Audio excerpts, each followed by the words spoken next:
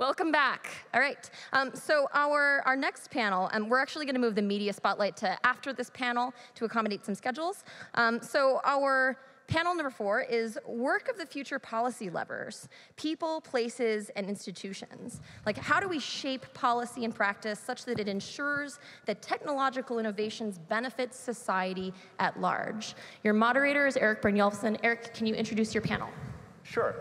So on my right here, we have my colleague Daron Acemoglu from MIT Department of Economics, co-author of the best-selling new book, The Narrow Corridor, and before that, the best-selling Why Nations Fail, who's been thinking deeply about these issues.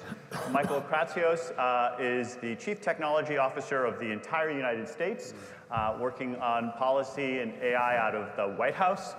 We have Sarita Gupta from the Ford Foundation, working on the workers of the future and the work of the future. And then Al Fitzpaine, and whenever I see your name, Al, now written, I always think AI Fitzpaine, but that can't be right. No, that's not right. But who has been in the very influential work at the Aspen Institute on policy levers as well. So doubly confusing to be the Aspen Institute. AI again. Yes, the other AI, yes, exactly. AI from AI. So why don't you join me in welcoming our panelists. And as Christy mentioned, we're going to talk about some of the policy implications, how we can make the world better using these policy levers. And I'm going to dive right in. I'm going to turn to you, Daron. And people have been dancing around this question, will AI destroy jobs? So what's the answer? Yes, it will, but not to the extent that people presume. What we're talking about here is a continuation of an automation trend that has started long ago with numerically controlled, computerized numerical control, industrial robots, and other specialized software. And AI is a continuation of that. And the express purpose of AI, as it is being developed at the moment, not necessarily if we think of it broadly as a technological platform, but as it is being developed at the moment, is to perform tasks that were previously performed by humans in a more cheap way via algorithms and machines. So that will necessarily cause an amount of displacement. But displacement doesn't necessarily mean that all workers are going to get displaced, because first of all, a lot of what we think AI can do, it can perhaps do in the future, but it's not going to be in a position to do. And moreover, workers can find new ways of doing that. They can adapt, and the skills of workers are multifaceted. But one thing we have already seen from previous waves of automation technologies is that because they displace labor, they tend to reduce the labor share of value added. Less goes to labor and more capital and firms. In the data? It is very strongly happening when we look at previous waves of automation, for example, with robots. Moreover, they tend to create inequalities between workers who are specialized in occupations that are easier to displace and those who are not, and workers who have more general, more flexible skills. And we see a lot of that, again, with industrial robots and other technologies. So let me just pause you right there, because you talked part about how this is a continuation of some previous trends. But those two last facts you gave are different from previous trends. They are, and the continuation doesn't mean that it's going to affect exactly the same kinds of workers. So what's industrial robots? Well, industrial robots goes after production workers, essentially middle-aged workers who tend to work on the production line doing semi-manual skills, that involve both coordination and physical activities, as well as some mental activities, whereas AI is going to go much more after white-collar occupations. But it's not going to go after the very highest, most flexible occupations yet. Engineers are not going to be replaced. Economics professors are not going to be replaced. We're all asking. Lawyers are not going to be replaced. Surgeons are not going to be replaced yet. Some. Radiologists might be.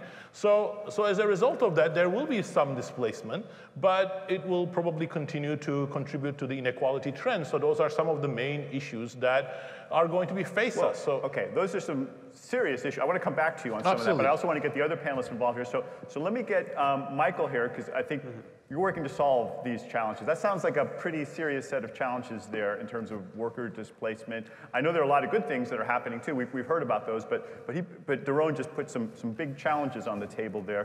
What is the White House doing about this? What are some of the policy specific things that you guys are doing to address these challenges? Yeah, absolutely. I think at the core of most of our agenda around artificial intelligence is a focus on the American worker, this larger understanding or belief that artificial intelligence at its essence will empower American workers. It will ultimately allow them to do their jobs better, safer, faster, more effectively. And in the process of this transition where we can put in the hands of Americans these incredible tools, there will be displacements, as we were just discussing. And we think very carefully about how those displacements will happen and the types of programs and initiatives we can put in place to help retrain and reskill many Americans who will be impacted by these displacements. For us, we think that it's a partnership between the federal government and the private sector in driving this retraining and reskilling agenda. From the federal standpoint, we think a lot about what are the types of programs that exist at the Department of Labor and other areas where we spend literally billions of dollars on labor-related programming, and how can we tailor those to better account for the reskilling issues that we're going to be facing in the years to come. Now, as much as the federal government is an important piece of this, the private sector is equally, if not more important. If we think about who has the best understanding of the types of skills that are going to be needed in a new factory work floor, or the type of jobs that are going to be necessary in a new company, is a company themselves, not a bureaucrat in Washington who can make that assessment. So we push the private sector very hard to be part of the equation, part of the solution. And a big effort we have done is something called the Pledge to America's Worker. And this was a commitment that we have gone out to the private sector and asked them to make a commitment to retrain or reskill a certain number of Americans over the next 5 years. I think you said 15 million in some of your documents. Correct. Right? We have gotten commitments from over 370 companies, about 14.7 million jobs, reskilling or retraining opportunities have been committed to by the private sector. We believe that the ultimate solution is a marriage between both the efforts of the federal. So one of the benefits of private sector, they're closer to what's happening than somebody in Washington.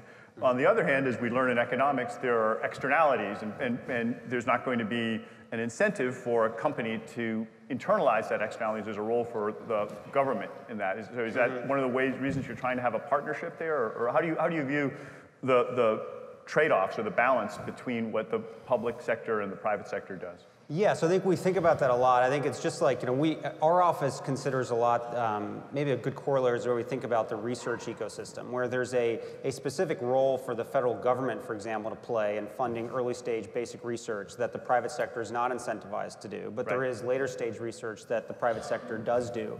And when we think about the types of ways that we can sort of build off of the programs the reskilling programs that companies have, and then the types of grants and fellowships that are provided out of the sort of the federal pool of assets to help folks even at the region. So are you also making investments in that basic research?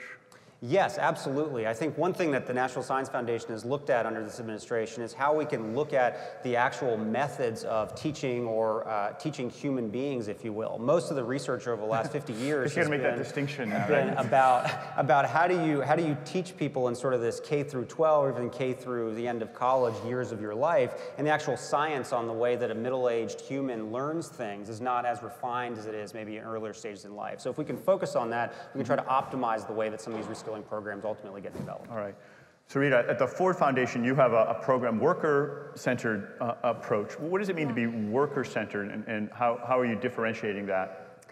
Well, I am leading the Future of Workers program, and it's true. You didn't hear me say future of work. I said future of workers, and the reason for that is because at the foundation, we believe that often the conversations around the future of work have too often forgotten the people who are doing the work that actually make our economy function. Low and middle income workers who for over 40 years now have been experiencing stagnant and declining pay, shrinking benefits, and less power on the job, right? And so at the foundation, we really think, when we think about technology, technology is brilliant in enabling scale, right? And the question we sit with is how do we make sure that we're not continuing to have technology scale these long-standing problems? An example of that would be, and this gets at the worker-centered, is, we know that there's discrimination, there's racial and gender discrimination in hiring, and algorithms can in fact scale this problem of discrimination unless we design and work hard to ensure that it doesn't. like we work against that trend.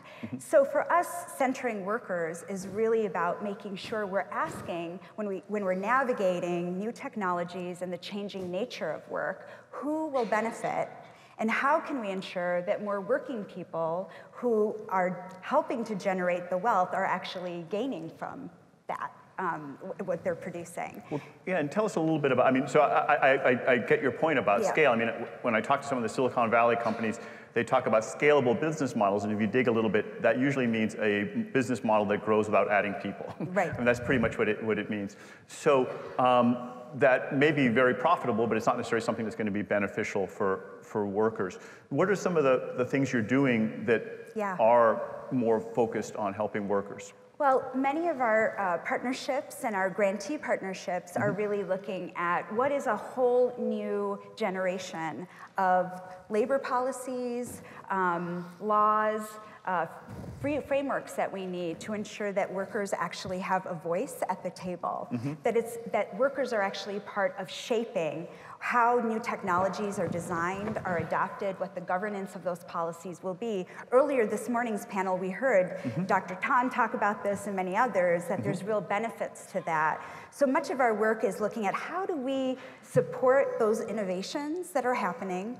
How do we create? So this is just like having them, stakeholders, have a voice at, like on the board of directors? Exactly. It's everything from new labor standards, so we know whether it's wages or the Fair Work Week policies we see around the country, around predictable scheduling, paid leave policies, to worker voice and governance on boards. To also, we have antiquated labor laws and the need to update them so they actually match up with what work looks like now in the 21st century. So that's some of the work. And part of how we believe we can do that at the Ford Foundation is by bringing multiple stakeholders together, to have a big tent, to bring business, tech, workers alongside government and philanthropy. Right, like Michael talked about the public-private partnership. And really think through how we can solve so that everyone is benefiting. Great. Well, Al, you've been thinking about a broad range of policy solutions, and there's so many here I have written down that I'm not sure where to start, but you've talked about policy ideas for R&D and training tax credits, some of the things that people are doing in other countries. Well, I'll let you pick, what are the ones that you would like to emphasize? Well, I mean, as at our project at the Aspen Institute, we are very focused on the trends around automation and AI, but also very focused on what Sarita was just talking about in terms of the changing nature of work and how work arrangements are changing. And we have, a growth of non-traditional employees, again, who don't have traditional employers. And that 21st century version of work is very different than what we saw in the 20th century. So we're interested in not only kind of the education and skills question, which we've been talking about a lot at this conference, but this question around benefits and wages, especially for people who don't have a traditional employer where benefits would naturally flow down to the employee. So we spent a lot of time on this question of, well, if you're an independent contractor, if you're a freelancer, are there ways to create portable benefit systems so that multiple employers can contribute, can create less of a distinction between what are employees and what are freelancers, again, so that there's more symmetry and you don't necessarily have to have a kind of a stark line between those two? Right, well, this is something that's getting a lot of attention in California with the rules about Uber and other gig workers, and who's responsible for their health benefits, and for, I guess, a variety of historical reasons, that those kinds of benefits have been tied to employment in the United States. In other countries, they do it different ways. Is this something that can be solved by workers and companies working together, or does it need legislation at the national level or the state level? Well, I'd say there's multiple things that are important. I think this question of how you define an employee is clearly an important question, and as we've seen in California, there's been a long conversation about exactly how you define what an employee is. But even with that new definition— What's your opinion on that conversation? Do you have a view? Yeah, I mean, my view is, my own personal view is, I do think it is kind of, if you are doing kind of something that's consistent with what the nature of the business is, you should be treated as an employee. So the Uber folks should be treated as employees? I mean, my basic view is that probably most people who work for Uber should be treated as employees and have the benefits of work. I do think that there's also, at the same time, a very important question around flexibility and how we are also providing flexibility with kind of traditional work. So I don't think, but I guess my broader point here in the state of California is, even if you take AB5, you are still going to have millions of people in the state of California who are not traditional employees. So there's still a very important question about how you are delivering benefits, and whether it's domestic workers, whether, again, it's traditional freelancers. And this question still remains, even in the state of California and other states that have AB5-like concepts, of how you're providing benefits to those people. So let me just give you one point is, in Philadelphia, for example, they just passed in the city council a domestic workers law in the city that's providing portable benefit solutions for domestic workers in Philadelphia. So I think there's innovative solutions that you're seeing at the city level. I would argue that Affordable Care Act is also a kind of a national level solution to this problem of providing benefits to people who are not traditional employees. So I think there's lots of models to talk about if we want to head in that direction. Well, I think all of you guys have thoughts about the portable benefits and gig workers. Let's go to you, Sarita, because I know you've talked, you've called it the fissured workplace, and you've talked about precarious work, and some of the ways that this gig economy hasn't been great for some people. Right. But is portable benefits a way to address it? And how would that work, or do you have other kinds of solutions? I mean, I think it's, there's a broad set of solutions that are needed. And to be clear, often we don't talk enough about workers in low-wage sectors of the economy, right? Who disproportionately are women, people of color, LGBTQ people, and people with disabilities.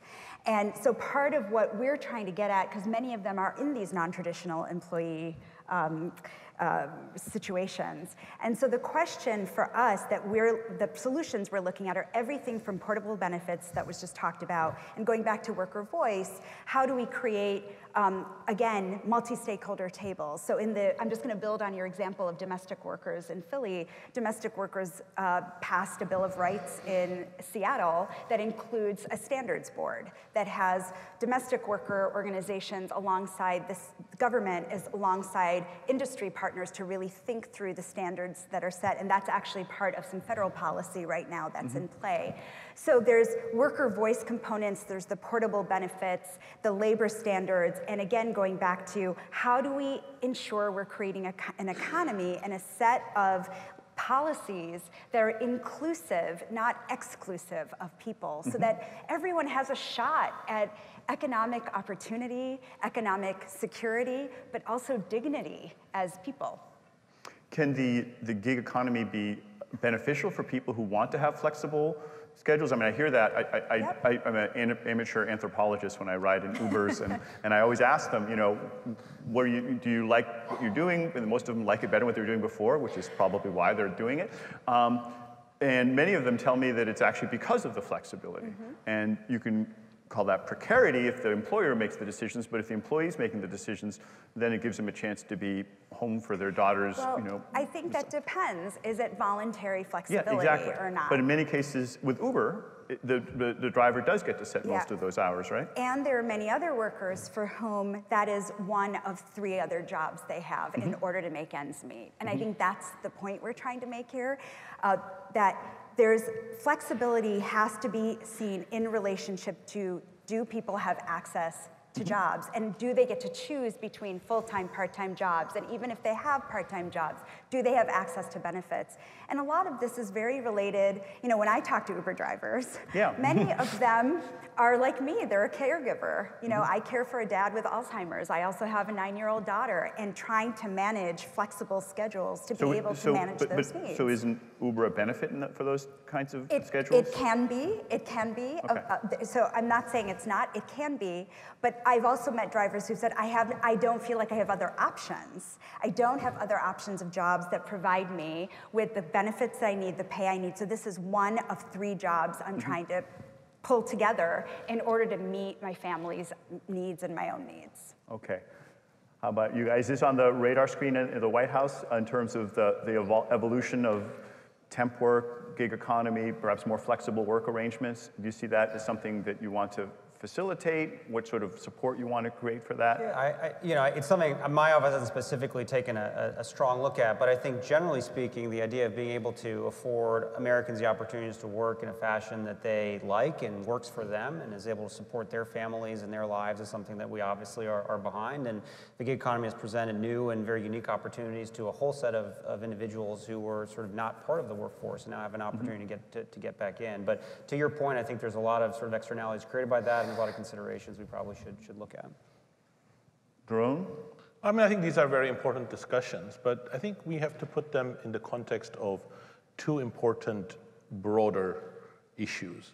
One is, in support of what, these sort of efforts, is that the last 30 years has witnessed the decline of what you might call as good jobs. Jobs with high pay, except for a very small group of very well-educated, essentially postgraduate educated workers. Jobs with stability, dignity, and so on. And there are important institutional elements to that. Lack of minimum wages, lack of worker representation. But, on the other hand, once you take the menu of technologies as given, the elbow room is very limited. So if we develop AI, as we are currently doing, as a way of labor replacing technology, today the world spends $32 billion on AI, and it's a good guess that 31 billion plus change goes for very clear automation target. Then you have very powerful technologies that can do what essentially middle skill and low skill workers do. And if we go around and say, now you have to pay benefits to these workers, what will these companies do? They'll say, no, we'll just get the algorithms to do the job.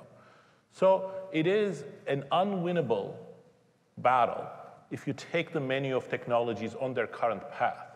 But there is nothing preordained about the path of technology. We shape the path of technology. AI is a very broad platform. We are, because of government policies that are not good, because of company priorities that are not good, and because of lack of research support for blue sky and more creative ideas, we are pushing AI technologies in a singular direction that's not going to help with the objective of creating good jobs. Be specific. So I'm going to pick the government policies because we have someone from the White House right next to us here. What are the government policies that are not good, that are pushing us in a bad way? Well, let me give you two very clear ones. One is lack of support for research. We have created amazing technologies in the post-war period of the United States. They weren't created by the genius of companies. They were created with huge amount of support from the government. So the computer, that wasn't created by any company. It was created, by the Institute of Advanced Studies. Companies had some role. Companies had a much smaller role than people like John von Neumann, with the support of the Department of Defense and the Navy, and a huge amount of resources coming from universities through partly government and from the government itself. And out of that platform, we created many of the amazing technologies: antibiotics, nanotechnology, sensors. Okay, but so that's the first one. Let me just mention, no, before you leave that one, just connect that to, you said that some of the challenges were created by the technologies, so explain further how investing more in the technologies helps. Because when the companies are doing the investment, so who is doing that $32 billion of investment? It's all the usual suspects, 5 or 6 companies in the US, 2 companies in China, and they have their own business model. It's all based on automation. So they're not going to suddenly come around and say, we have wonderful ways of creating AI technologies that's going to empower the workers. That's not their business model. So where does that kind of come from? That kind of blue sky thinking will come from people like the inventors of the internet, inventors of the antibiotics, inventors of the personal computer. So if we do more blue sky thinking, we're more likely to be benefiting workers. Absolutely. If we do incremental research, it's more likely to hurt workers. Right. And blue sky thinking is more likely to come from the government. Absolutely. That's with government support, not from the government itself, but with government support. But the second element is that the market incentives are actually also pushing in that direction. Today, for most of the post-war period, but especially over the last 30 years, we subsidize companies to hire capital and not hire labor. How are we subsidizing? Because we subsidize all kinds of equipment capital, and we tax labor. What's the tax rate on capital? 0. So our computations say that it's 0. And the recent tax bill goes more in that direction. We subsidize capital more with depreciated allowances, and then we tell around and say, use your technologies to empower workers. Well, why should they do that? Well, hiring workers is expensive in many ways, and we're subsidizing capital. And that, of course, then translates more into research direction that says, well, this is where the profits lie. Well, this is very interesting. Once again, Michael, he's rattled off a litany of challenges for you, and I'm going to ask you to think about addressing them. I mean, you may not agree with all of them, and that's fair too. Yeah. But what are your thoughts on some of Daron's diagnosis and prescription? Sure, certainly. I think the one of the two that we focus on that you mentioned is on the research and development front, and our office plays a very important role in helping shape the federal research and development budgets. There's one thing to note, in the budget that the president signed in last year, it was actually the largest R&D budget in the history of our country. So we're spending more dollars than ever before in research and development. But it's not only in absolute terms that we think very carefully about it, it's about prioritizing those dollars in places and areas that we think are in the national interest. And I think you bring up a very good point of, if we want to have that blue sky thinking around artificial intelligence, so it's not just automation being done by a couple of very big players, that is where I think really great research is being done. So if you look at the last crosscut of federal R&D spend on AI was done, the first one was done in 2016, and we as a federal government, if you include actually DoD spending for that roll-up, was at about $1 billion. And when we launched our national strategy earlier this year, the president requested that we do an actually more granular roll-up to get a sense of how much the federal government is spending overall. And if you exclude defense spending, we're at $1 billion already now. So we're at increasing at almost 50% plus. Excluding defense spending. Defense spending. And if you look at the publicly available... That's probably some orders of magnitude bigger, right? It is, exactly. And if you look at some of the publicly disclosed numbers for certain programs, you at a minimum have a few $1 billion worth of defense spending on AI. So I think we're trending in the right direction, and we can continue to do more. And I think some of the efforts that we're driving out of the White House is to coordinate those efforts. So we have this amazing, unique innovation ecosystem at the federal government where you have the National Science Foundation doing work, DoD, DARPA, IARPA, NIH. So it sounds like you're very much in sync with Daron's prescriptions there. Another thing he mentioned was taxation of capital and labor. I'm the director of the Initiative on the Digital Economy. One of my other hats is I'm on the Work of the Future Task Force. And one of the things we discussed there was this difference between the way we tax capital versus labor, and whether that's a sensible policy or not. In particular, is that fair to workers? I'm turning over here to workers. but you know, all workers.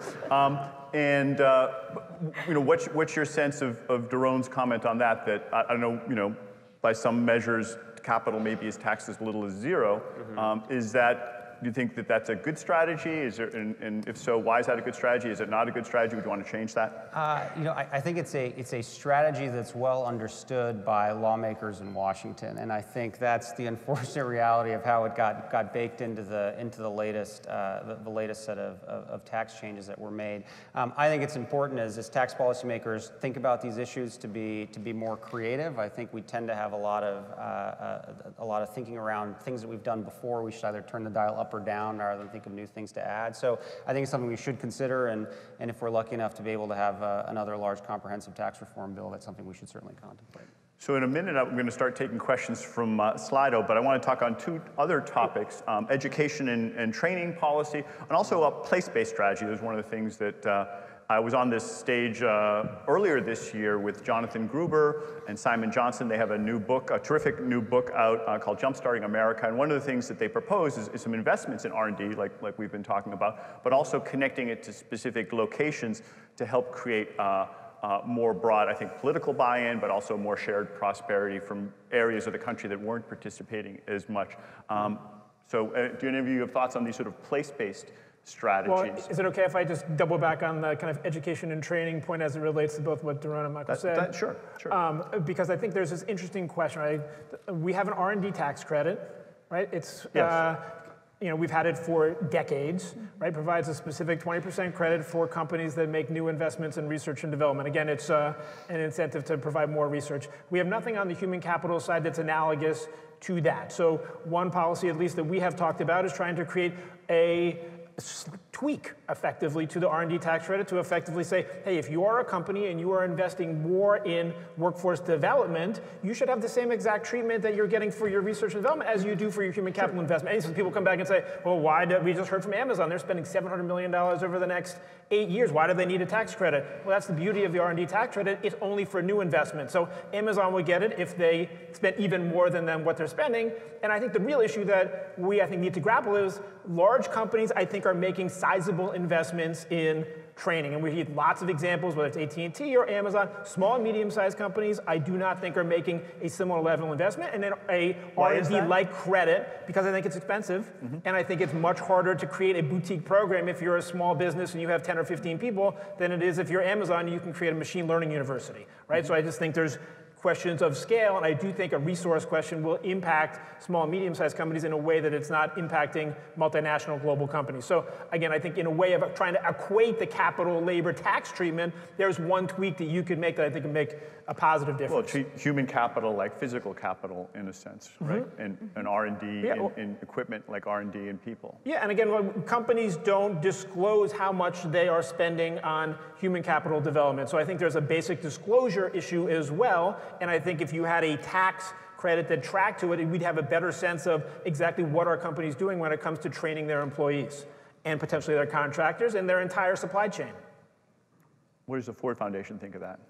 Or what do you think of that? Well, what do I think of that? I actually agree with a lot of what Alistair just said. I mean, I do think and I appreciate you raising it, Jerome. I mean, I do think there's that discrepancy really should be addressed. We need to create more incentives for companies, for employers to want to do the education and training and create good quality jobs. And the degree to which we can help with the investment on the human capital side, I think is the kind of incentives we need right now.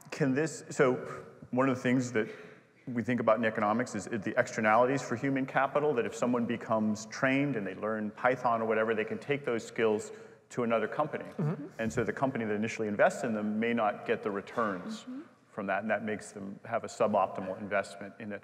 R&D could help, a tax credit could help, give them more of an incentive. There's also arguments that it needs to be a public good. What are your thoughts on those trade-offs? Do you think that the R&D or the tax credit is a good way to do it? Should it be more public? Is there some other mechanism to get people to invest in human capital that may have benefits more broadly? I think tax credit is an important way of doing it. It probably by itself is not sufficient. You also need a public infrastructures to support it. In the German example, for example, where you have more widespread investments through the apprenticeship program, this is supported by government programs, for example, in the certification of training, and it's a very it's also a whole different set of institutions in terms of when people complete those apprenticeships, there's a job waiting for them, and it gives the companies an incentive to make those investments. Absolutely, and but leaving that aspect aside, which of course is not very easy to develop, but we can certainly aspire to it. But introducing more incentives for companies to treat their worker well, to treat their workers as a long-term asset, and to redress some of the imbalance between capital and labor, I think that's great. Of course, the implementation is a bit of a challenge because it's easy to say I'm training my employees, but still get them to work in menial jobs where they don't actually learn that much. That's why certification is very important. That's why having reputation around training, like apprenticeship programs in Germany have over time acquired. I think those are important parts of that whole package. Let me loop one more time to the place-based credit. I'll try and make a second attempt. So the AI technologies are not affecting different tasks differently. They're affecting different occupations, and because occupations are different in Kansas than they are in Manhattan, that means that different people in different parts of the country are affected differently. And in particular, what we're seeing is that the coasts, the urban areas are beginning to pull away to some extent in terms of incomes, property values, jobs, exports, education levels. Is there one solution is to make it easier for people to migrate and to move to places where the jobs are. Another is to move resources to the places that are beginning to fall behind. Do you guys prefer one or the other of those solutions, or do you think that there's another approach to it? Who wants to weigh in on that? Well, I think you have to do both, meaning that I think any discussion of place-based policies has to start with a very difficult challenge first, which is which are the viable places and which are not the viable places. So it is, I think, the empirical evidence from adverse shocks that have been very geographically unequal, like, for example, the effects of China trade or certain types of company closures. Yeah, say a sentence more about the China shock and what happened. Right, so for example, in the China shock, you've had that many places that were specialized in things like textiles, apparel, or other low-skill manufacturing, computer assembly, and much of their economies depended on that. They completely collapsed, and that created because of the job massive losses. increase with China in the early 2000s. Exactly, because of the job losses. And the same thing has happened with automation and the restructuring of the car industry, for example, with Detroit. And that has created a whole host of local problems that really look very much like externalities, so addressing them is important, but that doesn't mean... And did you say they're not viable? But no, but then there will be other places that may not be viable. So if a lot of the sort of approach about place-based policies is that you want to have people in where the jobs are, it may not be that every local community county is not a viable job hub. So I think that, that calculation needs to be done. But if you go to for example, the type of proposal that Gruber and Johnson have, I think that really avoids that to some degree successfully, because they're focusing on where big research investments in terms of universities are going to be, and they're not going to go in the middle of nowhere. They're already going to go to places where people are, and those are obviously viable places. But more broadly, if you want to think about spending that's tied to places, that's a much harder sort of question. And I personally think that we should not go for gimmicks. I think to say, oh, we want to have trade-linked assistance or dislinked assistance. I think we need to have a social safety net. And the social safety net will be much more powerful if it's universal and if it's portable. So I think those are much better to have those principles rather than too much fine-tuning of the places and you got affected by this, you got affected by that. And zoning reform to make it affordable to live. Absolutely, that would be a good idea too. So I see Christy's coming up with some questions from the audience. So let's hear what folks have to say via the Slido app. Yeah. It's questions that they have. And so just in terms of saving time, we're not going to be taking questions directly at the standing mics. I'm sorry about that. Please submit them via Slido. But you can put it into Slido. Put it into Slido. It just makes it much faster. We can get through 5. So, all right, so the first one, what is your take on U.S. work immigration policy in relation to the increasing digital skill gap? Should it be more flexible, more strict, or should it stay the same? Why don't you take that first, Michael? Yeah, I think our general take on... What? For us, I feel like what we have attempted to communicate for a while now is a need and a focus that the nation should have on a merit-based immigration system, one that supports the best and brightest from around the world coming to work, study, and build businesses here in the United States.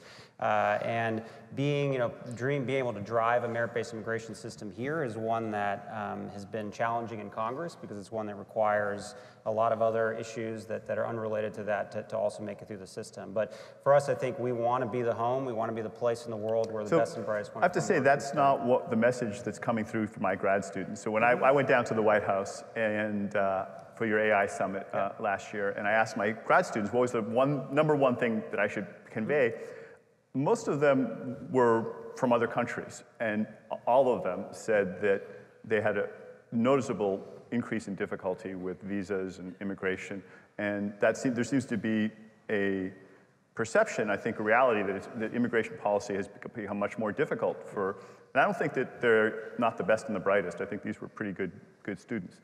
So is there a gap between what you're trying to achieve and what's happening on the ground, or what's going on there? I just think there's some conflation over what the actual thing that's being proposed is and what people want to believe the thing is. There's been very clear and documented proposals around a merit-based system. And I think the proof is also in actions that have been taken. And one, for example, is with the H-1B lottery, which many folks here may be familiar with. It's actually a two-part lottery where you have everyone pooled together and do one lottery, then you do a second one. And there's folks in that lottery who both have advanced degrees and ones that don't. And we made an effort to switch the sequencing of that lottery so that more folks with advanced degrees will make it through the lottery system. And now, because of the change that was made, we have nearly a 20% increase in folks who enter through H-1Bs with advanced degrees. So in places where we can take administrative action to encourage high-skilled folks to come into the country, we do so. But the big changes will have to be made by Congress. And is Congress not supportive? It's been a struggle with Congress to do very much in immigration. It's not something that's unique to our administration. It's something that Congress has been able to do not been able to do under a number of presidents. Let's have another question. All right. So what role can the academics on the panel do to really influence public policy? Would you say legally? That would be Really? I think. Oh, really? Really influence? Really, in parens. Well, you're the academic panelist, Doron, so I'm going to make you answer that one. Well, I mean, I think, let me put it this way. You know, if my analysis is to some degree accurate that we really need a different way of developing technologies, that's a really systemic change.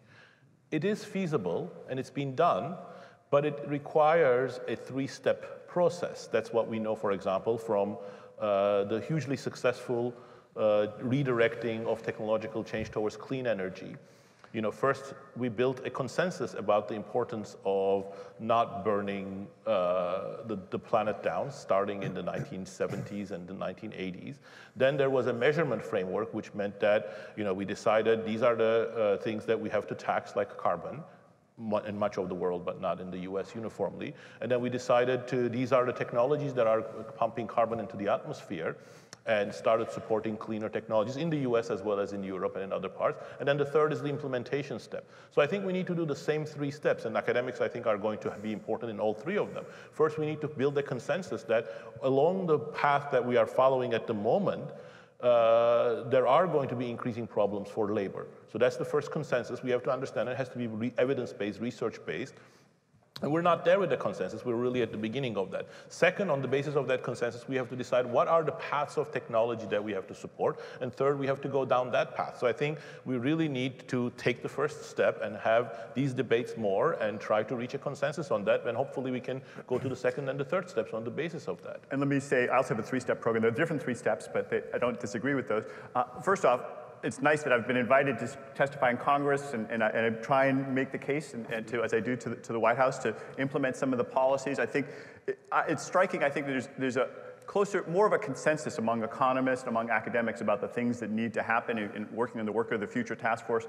There wasn't that much disagreement. It's a matter of conveying those, and so I'm glad I had the opportunity. And Al has helped me talk with some senators in one-on-one meetings, and that's been very helpful as well. And then Doron and I were working on op-eds and other ways to communicate this. But I think since we are in a democracy, I think communicating to the broad people and get them in turn to put the pressure on government, executive, legislative, is part of what academics can do. Maybe just one quick point, which is that, I mean, I think MIT deserves some credit for setting up an institution-wide effort. Right now, there's not a lot of other universities that are putting their academics in a position to come up with concrete recommendations and sending them into conversations with people in Washington and people in the States. So I think credit to MIT and the president and to Liz President for the effort, because again, it's forcing a conversation that would not otherwise take place at the same level. And it's not necessarily, for most academics, it's not the natural thing to do. Right. We are mostly incentivized to write for journals, but I think that when called on, we are happy to also translate. I encourage other universities to have similar efforts. Yeah, and involve them. So let's get a couple more quick questions and quick answers. Yeah. So if you guys had a magic wand, if you could suggest one change or addition to public policy, what would that be? Well, it's like impossible to choose among, I think, all the various things you'd want to potentially change in the policy world. I would say one quick thing, and it's more a process point, which I do think states like California, states like Colorado, states like New Jersey that are setting up commissions that are looking at this with a kind of a multi-stakeholder lens, I think is a very, very good and concrete first step to developing a set of kind of recommendations that stick together. I think you can have 10 different conversations, and this process that states are setting up, I think, is advancing the conversation in a very productive way in those states. So that's a really good point. We talked about this earlier, that there's a lot of things happening in these 50 laboratories of democracy that are some of them are working better, and it's something we can learn from and do that in a systematic way.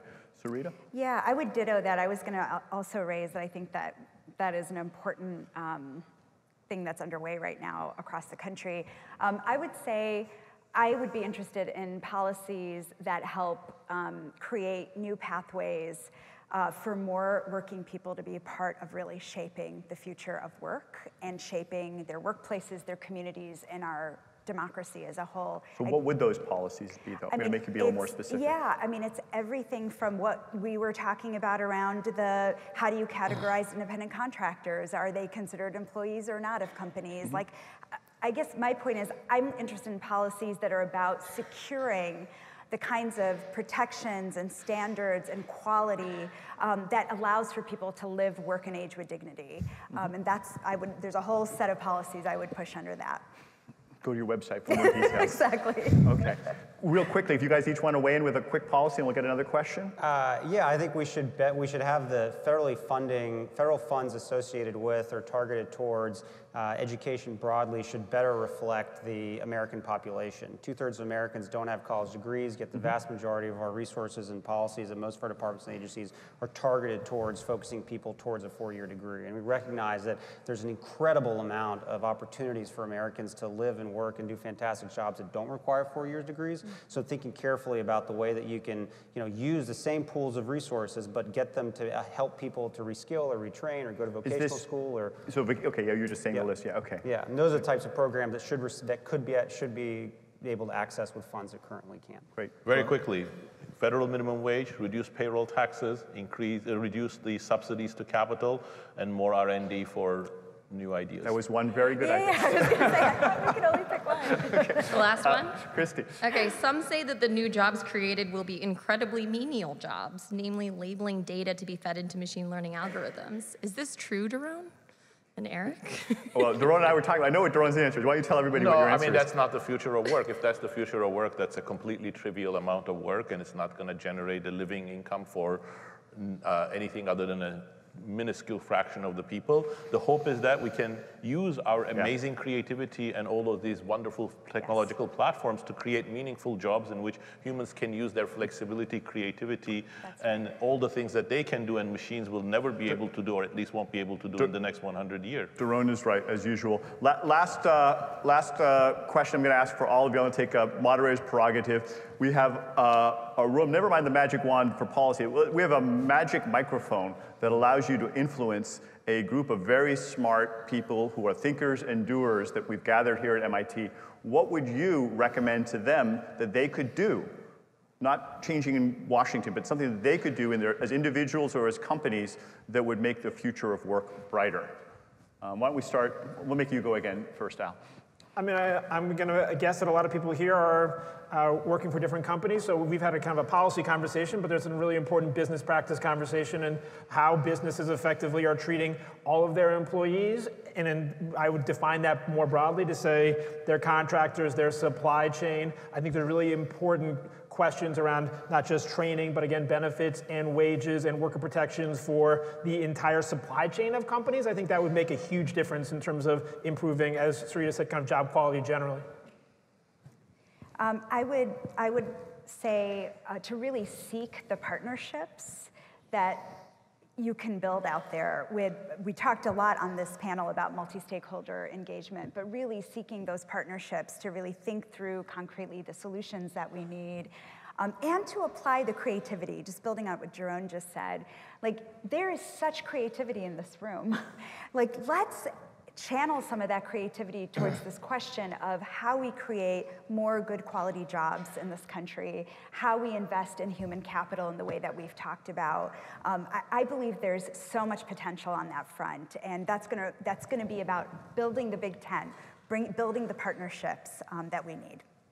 Michael. Quickly, one, I would certainly do the partnerships. Could not agree more. And, yes, you mentioned second, that I would have all the companies here sign the Pledge to America's Worker. And tell us what the Pledge to America's Worker is. So that is a commitment to reskill or retrain a certain number of Americans over the next 5 years, and it's a fantastic opportunity where it gets companies to start thinking critically and talking publicly about making commitments towards reskilling and retraining. And one thing that you discussed, which we talk about a lot, is people don't disclose how much they're spending on reskilling and retraining, and that's a problem. Yeah. And they can do this on the White House website? Yes, or? they can do it. I'll point them there. Okay. I would say closing word. Care about the future of work. So going back to my analogy, we are at the first stage of really understanding and starting to care and forming a democratic consensus around this problem. I think the most important issue is that we need to change, we need a mindset change, that it is not just about minimizing costs or maximizing tax benefits, but really worrying about what kind of society we're creating and what kind of environment we're creating if we keep on just automating and not creating good jobs. And I think that requires a mindset change among policymakers, but also among businesses. I think that's right. And let me just close by saying something I try to say whenever I'm in front of an audience like this, that we have these amazingly powerful tools But what really matters is that with these tools, we can change the world more than ever before. And so we need to think about what our values are and what direction we want to use these incredibly powerful tools, more powerful than we've ever had in history. And looking forward to this group helping to move the dial on that and make a difference to the work of the future. All right, well, thanks very much, panelists. That was great. Thank you.